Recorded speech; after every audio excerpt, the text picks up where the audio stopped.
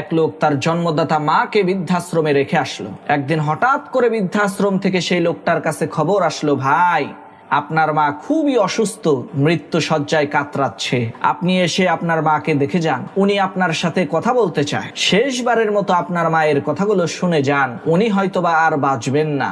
বৃদ্ধাশ্রম থেকে পাঠানো এই খবর শুনে সেই লোকটা বৃদ্ধাশ্রমের হসপিটালে থাকা তার মায়ের পাশে যেয়ে বসে তার মাকে ডাক দিল। তখন তার বৃদ্ধ মা তাকে বলতে শুরু করলো, বাবা তুমি এই বৃদ্ধাশ্রমের জানালার কাজগুলো মেরামত করে দিও, কারণ রাতের বেলায় এই জানালা দিয়ে অনেক ঠান্ডা বাতাস আসে, যার কারণে বৃদ্ধাশ্রমে থাকা সমস্ত লোকদের অনেক কষ্ট হয়। আর এই বৃদ্ধাশ্রমের মধ্যে তুমি ঠান্ডা পানির ব্যবস্থা করো, কারণ গরমের দিনে বৃদ্ধাশ্রমের মধ্যে ঠান্ডা পানি পাওয়া যায় না, আর গরম পানি খেলে তো গলার পিপাসাও মেটে না। আর বাবা এই বৃদ্ধাশ্রমের খাবারের রেসিপিটা তুমি ঠিক করে দিও, কারণ খাবারের মান এতটাই নিম্নমানের যে আমি দিনের পর দিন না খেয়ে থেকেছি। লোকটা তার মায়ের এই কথা শুনে বলতে লাগলো, মা এর আগেও তো আমি অনেকবার তোমাকে দেখার জন্য এই বৃদ্ধাশ্রমে এসেছি, তখন তো তুমি এগুলো বলো নাই, আজকে তুমি মৃত্যু শয্যায়, আজকে কেন এই কথাগুলো বলছো? তখন লোকটার মা বলতে লাগলো, বাবা আমি তো অনেক কষ্ট করে বৃদ্ধাশ্রমের এই পরিবেশের সাথে নিজেকে মানিয়ে নিয়েছি,